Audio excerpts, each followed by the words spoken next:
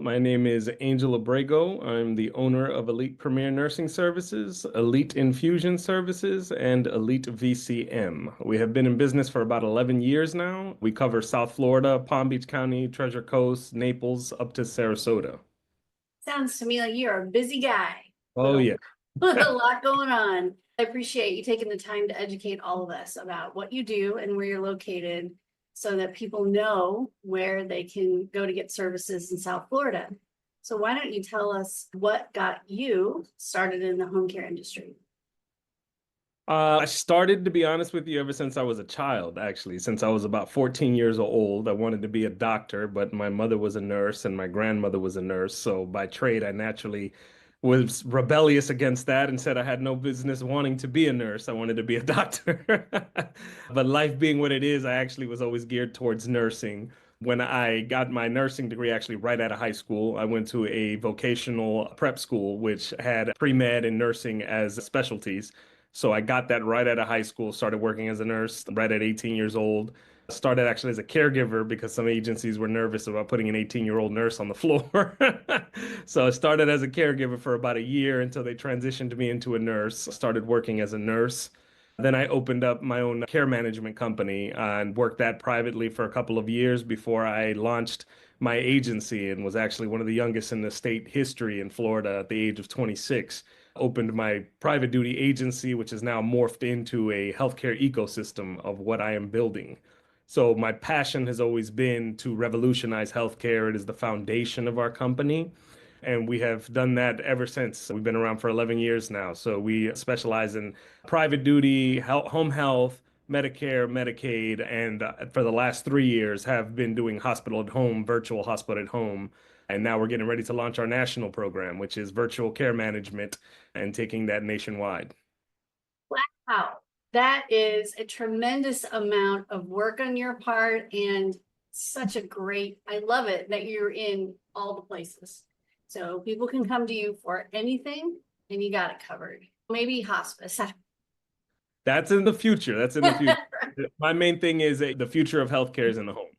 Yeah. I've been bedside and private my whole life. So me knowing what my clients want, what they need, the complexities of what the industry is, it is not like every other space. It is very unique, and there's a lot of things that we can do in the home that now people are starting to wake up to and realize like we can do the IV infusions. We were able to do those in the homes for so many years now. Now it's starting to take off. Holistic IVs is something that we do as well around here. Me, the way I tell people, I pretty much push the care continuum forward from getting clients that are younger age, 18, 19, 20 years old, and some of my seniors that do a lot of these vitamins that they got to take. The bulk of the medications that they take are vitamins. I'm like, hey, I can infuse you with 2 of these vitamin IV infusions twice a month, and I'm going to get you 100% purity versus you taking those vitamins on a daily basis and trying to wolf down horse-sized multivitamins.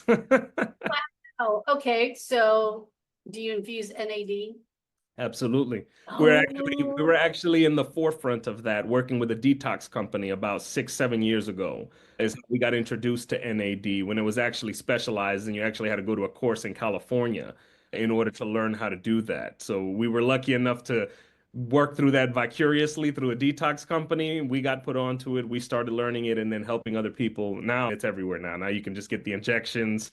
I'm a huge proponent as a nurse. I tell everybody always opt for infusion and injectables as much as possible because a lot of people don't take into account the liver bypass aspect of taking oral medications. wow. Yeah, that's crazy and so awesome. And I'm glad to hear that the IV infusions aren't just IV antibiotics and things like that. It's definitely you're doing the preemptive stuff, helping people avoid all of these diseases and maybe some hangovers in South Florida. In my, I don't I know. look at it as a large research of my own. If I'm getting clients in their 20s and 30s, if they regularly take these vitamin infusions, by the time they turn 70 or 80, or we all do together at the same time, I'm curious to see how we end up in terms of the health spectrum and whatnot by the time we get to that age. That is going to be a great study to at least, even if it's just up here. I've known that girl since she was 20 years old and she's looking pretty good still for 50, 60 years old. Oh yeah. Oh She's yeah. good. You factor in peptides too, it's a whole nother game changer. Oh my gosh. So do you do all this stuff yourself, just out of curiosity? Yeah, yeah. My company, my team, have an amazing team behind me. Everybody sees us out and about. We were known for traveling. We travel with a large group wherever we go. Yeah. Okay, so you have covered the entire gamut. Now, I'm gonna guess, oh, let me ask you this. I'm not gonna guess at it. What about pediatric that's medical care? Hmm? Yeah. So that aspect, we have explored it. My chief growth officer has mentioned that several times. We're gearing in that direction a little bit. I'm not really looking to full-fledged on that, just a personal thing. I've worked always with adults and geriatrics, so Yeah. pediatrics would be new to me. But in terms of our program, VCM, virtual care management, it's a lot of hospital at home. So we're bringing this at home and then taking it into not just acute care, but high acuity care and being able to continue that care afterwards once they get home from discharge. So our program, I have a team of nurses. We virtually manage patients once they get home and get discharged from the hospital. So we could set them up on cardiac monitoring. So we have a tele unit for that we do at home. We do ECG monitoring at home, as well as the regular vitals, things like that. But we take it a step further in the fact that we actually bridge the gap, right? So we can do telehealth conferencing through there. Telenursing for us is huge, is the future. So pediatrics actually plays a really big game, a big piece of that in the future as well, because we have certain things that we can set up, like skin temperature monitor tags that we put on patients so we can get that. Blood pressure cuffs. The neonatal ones are super, super small. For me, it's a personal thing for me. I want to make sure that I'm able to take care of everybody, but at the same time, I know that I can't take care of everybody. That's just the Yeah. nurse in me. We just don't want to Yeah. back down. But Okay. pediatrics is a whole new frontier. I see that taking off a lot in our industry now. Oh, yeah, absolutely. But let's just think about this. You're in the most competitive market in the United States, maybe second only to Manhattan, but pretty much you guys are for South Florida, as far as seniors and folks that are there that are retired and folks of all ages, of course. But our senior population obviously loves to live in Florida when they retire or they're snowbirds going back and forth. So you have a huge population to serve. You're in the most competitive market in the nation and you've done extremely well. And being able to adequately serve all of your non-medical clients, as well as some that need some medical assistance on the adult side. I think Yeah. that's amazing. That's a lot. And you are That's not very old. No, it's not. It's a lot, but and we enjoy the challenge though, because like I said, everybody that works here, we have the same vision. I don't hire people here just to hire bodies. Like we hire people that align with the vision, as well as an owner. Like, where can I take you on your career? What is it that you're trying to get to, and how does that fit into our big picture? So a lot of it, like I said, the virtual care aspect of where we're headed, the virtual nursing, telewound care, teletherapies at home, people that qualify for that things, that's the next frontier for us. And that's what we've been able to specialize. So when people tell me I'm in a competitive market, I'm like, nobody has what I have built. Nobody has what I am building. They're Yeah. going to catch up in the next couple of years, but by the time I'm already 3 years in the game. So That's great. That is, what a great attitude to have and what a great business mantra. Just keep going. If it's coming our way, keep adding it on. And that's it's amazing. You've done a great job. Okay, so let's talk a little bit about when somebody needs care. And let's focus on seniors for a minute and maybe an adult child of an aging parent. And they're looking for care and they call the office. What can somebody expect when the person at your office answers that phone? What happens? So if a person calls us, the first thing we're trying to find out is number one, and I always call these because my team knows we call them the discovery call, right? So I tell them like, what is it that the client is looking for, right? The one thing where I feel most agencies fail at, because like my right hand Kathy will tell you, we have a goulash of services. So it's like we have something for everybody, but my big thing is I tell them, make sure you fit them in with the right product. So a lot of times they will call you thinking, I just want a caregiver. Sometimes it's beyond that. They might need a nurse at this point, right? Other ones are like, I want to start to explore this option for the future for my mom because we're trying to decide and plan ahead. Are we going to do ALF? Are we going to do home care? What's the cost look like? A lot of times I get clients that call me and they're like, hey, you're like, I want to get my mom started. We just want to do 1 or 2 days. Like, we just want to slowly transition her, which you'll see that a lot in our space right now. The short care model is huge, a lot because of financial issues and things like that with the country, which is why things like our virtual care management program is so massive. I tell people we can start your mom in, just a couple of hours with in person, and then we remote monitor 24/7. So we have things like AI audio care pilots that listen to your mom in the house for conditional changes.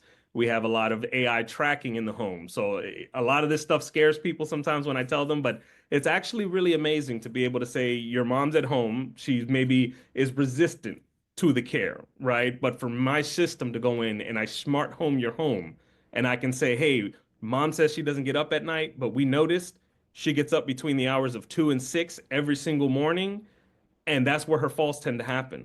Like she's fallen, but she's gotten herself up a couple times now. So it's a one slip away from the big one. So I'm able to help care predict people now and tell them, hey, mom's most action is between 2 and 6 a.m. Like, so you may want to think about a night shift. Why don't we think about a 11 p.m. to a 7 a.m.? You have help during the day, or you're there during the day to start to help families formulate an actual plan.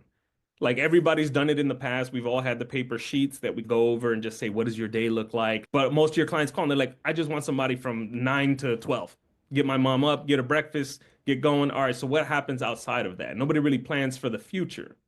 So we tell people, let's look into that and say, okay, what happens when we're not here? What happens if you fall? What's the game plan? Mhm. And So a lot of, it's amazing what you don't know. yeah. You don't know what you don't know, and you find out pretty fast. It is, but that's the beautiful thing about our technology also is the fact that it's non-invasive. So I'm not utilizing videos or anything like Right. that. Like when I get to that age, I don't want somebody videotaping me No, 7. I won't feel comfortable. Like I know it's great for the kids, and a lot of them are actually doing that right now, kind of setting up rings, booby traps throughout the house. They set up ring cameras in every room, and they watch their mom walk throughout the house. I'm like, it's not a good plan. I'm like, if she right. Yeah, falls, if you're asleep at 3 a.m., you'll hear the movement, but are you really going to wake up to that? It's a lot. yes. So I tell them, let's do this the right way because with the amount of rings that they're paying for, you could literally service and dome the whole home. So, I hadn't heard that before. That I get it. I see how that might be a good like ring cameras all over. oh, it's Really, rampant. It's rampant down here. I can you tell have you to get up every and other day watch I'm running that. into that. Yeah, it's upset a lot of time to watch those videos. So something that actually can sense that. So what's happening is it's not video, but something in the house is sensing activity and perhaps a fall. And so it's not looking at the person, but it knows what regular behavior is after a while, and it knows what irregular behavior is. And it Yeah, sends correct. alerts. Exactly. So, like for instance, if every day you tend to wake up between the hours of 5 a.m. and 7 a.m., correct? And you were, for some reason, this day you didn't. There could be something going on. That kind of prompts my team, unusual activity. I'm contacting the person at home and I'm saying, hey, is everything okay? If they don't answer, then we assume something may have happened. Or if they do answer, they're saying they're just not feeling well. Other times they're getting up a lot during the middle of the night. Unusual activity. They went to the bathroom 6 times last night. Are we looking at a potential UTI situation? Or is there something else gastrointestinally happening that we need to be jumping on in advance? A lot of times, too, for the Alzheimer's and dementia clients, historically, and this is infamous, this is something I actually love so much about our technology, is the fact that you have clients that may have Alzheimer's and dementia, and family members might not be conscious to how bad it really is. So I get that all the time from children. Mom sleeps through the night, she doesn't get up. Right. But then she may say the caregiver never showed up this morning at 7 a.m. When really we do have now the ability to say the person walked through the door at 7 a.m., but mom's been up since 5:45 screaming for help. So she's confused on her time. It's not that the caregiver did not show up on time, is that your mom's getting up 2 hours earlier than normal and confused.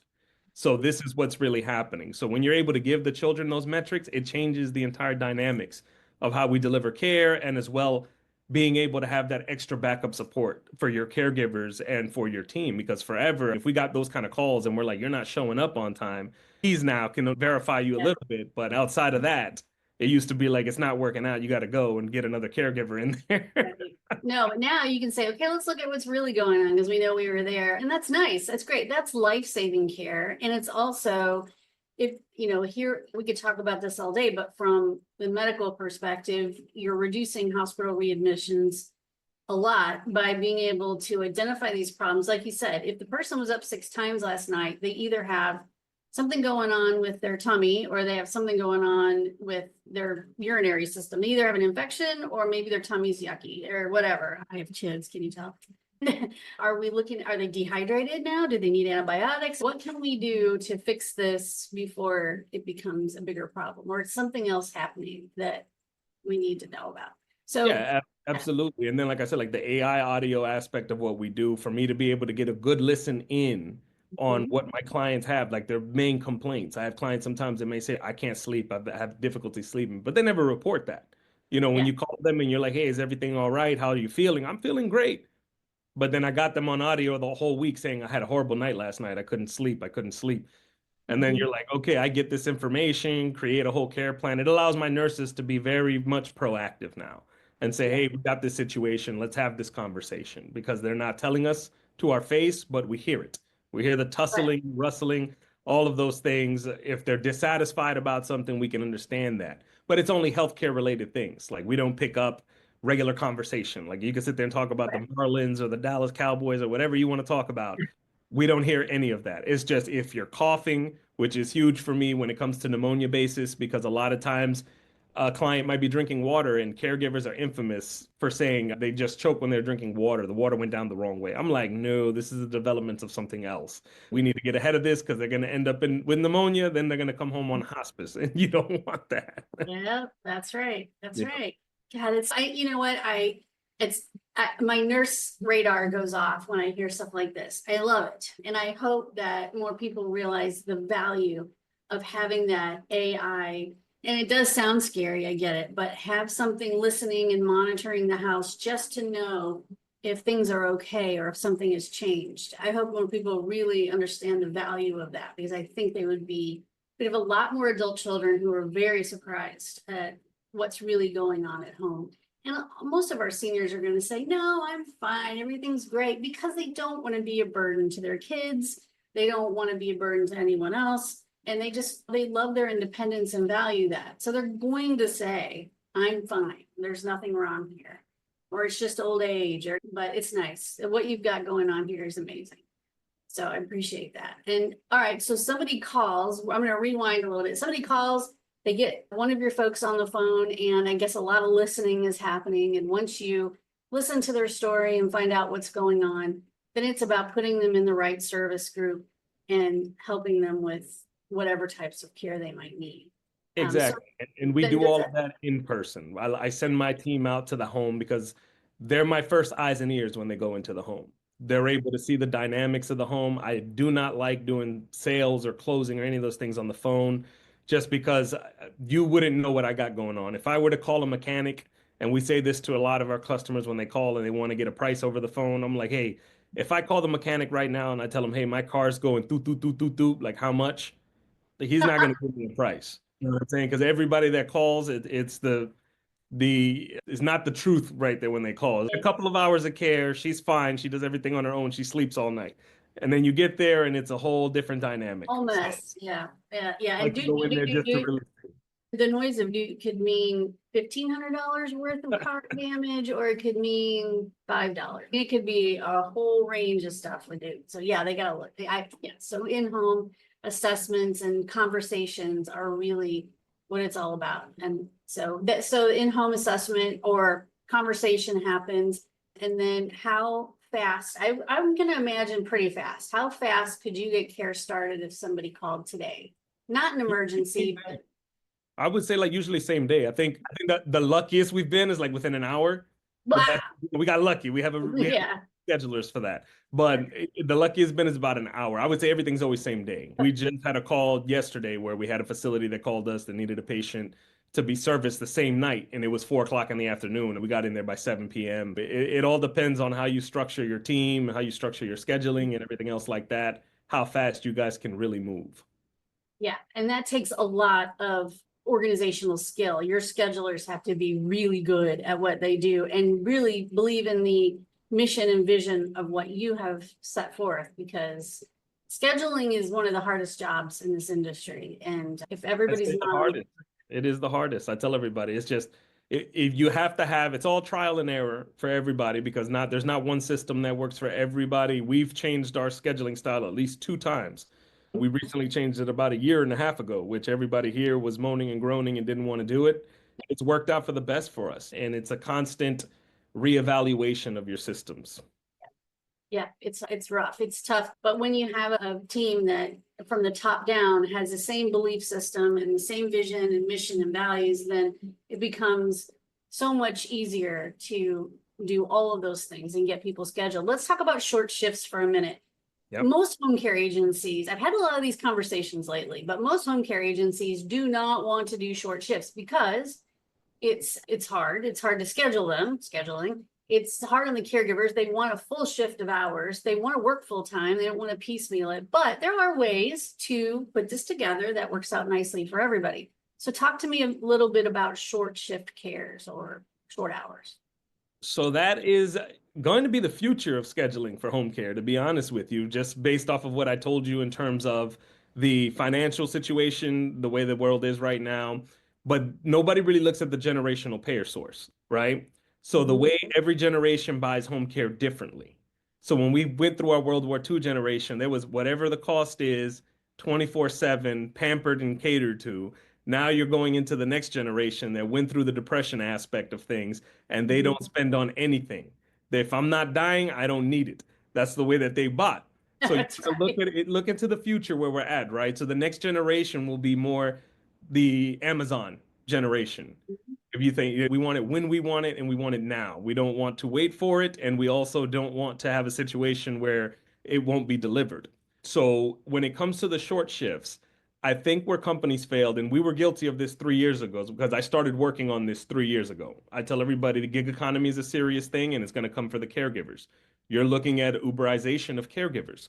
So number Mhm. one, how do we target those kind of people? Most of us are doing it wrong. Most of us put the ads up looking just for general caregivers. How specific are you being in your ads? If I am targeting Uber people the same way I'm targeting caregivers, right? I'm not going to put up full-time jobs if I want them to drive Uber and then tell them you have the potential to be full-time. You know what I'm saying? It's, Right. what it is this is that we're looking for people specifically. And a lot of those individuals are actually people that are in nursing schools, people that are medical assistants that are picking up weekend gigs, or single mothers. They have time to drop the kids off in the morning at 8, and then they have to pick up the children by 2. So they have that small window where, and then dad might come home later in the afternoon, and then they can take care of them from there, and they can do another shift on the way. Things like that. Yes. Or your college students that, they work at night because they go to school during the day, or vice versa. They go to school for a couple of hours in the daytime, then they have availability in the evenings to do things. So how you structure that is key, right? So for instance, with us, we actually charge a higher premium for those shorter shifts, Mhm. right? Good. Because of the fact that I have to pay an individual more than the normal rate to go out to do that 1 hour bath visit or the 2 hour visit, right? So number one, that's the key part there. When I did this 2 or 3 years ago, we attempted this and I kept everything at a regular rate, even the charge and everything else like that, and it failed miserably because we did not have the manpower for it.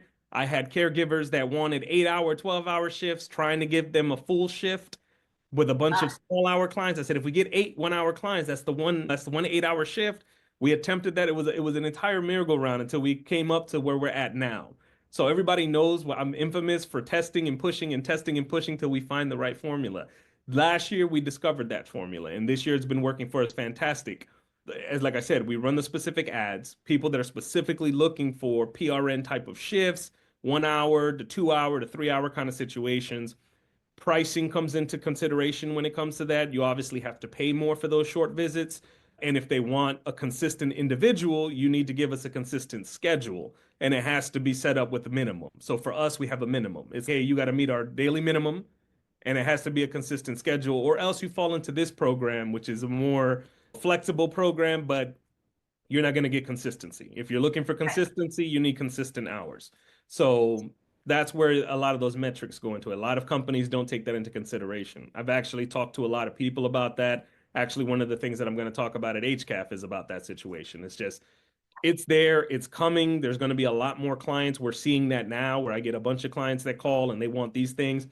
That's where the beauty of what we do with the short shifts and our virtual care management comes into play because I'm not just giving them 2 hour care or 1 hour care. I'm giving them the hands on for 1 or 2, but I'm giving them 24-hour coverage for half the price. So it's one of the most amazing things for them to be able to have extra eyes. I know they can't all afford it, So this is the best next thing that I can do for them is be able to have somebody listening on the other end to assist them in their time of need when they need us. Wow. Okay. So is there going to be an Instacart app for caregivers? There probably already is. Oh yeah, there's it's out. There's things out there that are coming over the roof, and COVID was one of the things that advanced that. And you have all of the Silicon Valley's jumping into home care massively. They're all coming out with some kind of an app for something. I think I saw care.com coming out with something similar where you can get your caregiver direct. It's gonna hurt agencies a lot, to be honest with you, those kind of things, just because when they're working like that, but what differentiates us is this, like I tell them, how much quality control do those people have over their None. program? I- Uber is one of the largest companies in the world when it comes to individuals being their own bosses and driving whenever they feel like it. But what is the quality? How do you control that quality? If you don't This know this is person, you haven't talked to them. So that's why I think agencies will always be able to trump that aspect. It's just the yeah. simple fact that if you're going to call to complain to somebody, you're talking to Cindy. You're not talking to somebody in a 1-800 number and God knows what part of the world, and they don't know who this person is. They just know they registered on the app. Yeah, getting a ride to the airport in an Uber is a lot different from someone helping your mom get a bath. Exactly. So they need to be background checked. They need to be established as a safe person before they walk into the house. So I can see where you're exactly right, but agencies like you who take the reins on this are actually doing the due diligence behind the scenes and taking on the pay and doing those things. I've always been, of course, more agency centric as far as recommendations and not private caregiver. I'm not a private caregiver recommender only because of all the things that are potentially, you want somebody behind the scenes that has done all of the steps necessary to make sure somebody's safe.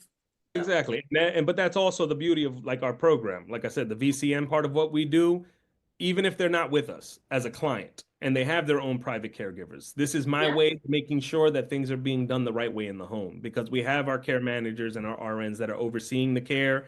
The people that work in that house are interacting with us with what we need them to do for this client. So we're managing these cases and we're able to make sure that although they don't have somebody in the home from our company, they do have bodies there. We're able to assist, especially a lot of those people that just take care of their own loved ones.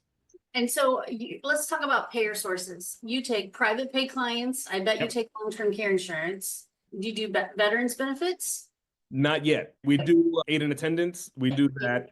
We're in queue to be able to get in with the Veterans Association right now. But in our And market, yeah, in our market, it's saturated, so it's hard for us to get in right now. I'm working on that, but we are getting there. But we also do Medicare, Medicaid, as well as Aetna and Carelon as well. okay, and in Florida, can family members get paid to take care of their own? Yes. Yes. Okay, great. So you can manage all of that across the board, regardless of which payer source comes your way. It doesn't really Correct. matter. Great. That's awesome. You have absolutely done an amazing job. So for the folks in South Florida, we will make sure that all of your contact information is there. They can call, get more information, and find out what it is they need. I thank you for being innovative and thinking forward, because we're going to need a lot more agencies like yours out there with multifaceted business models that can really pick it up. So thank you. Absolutely.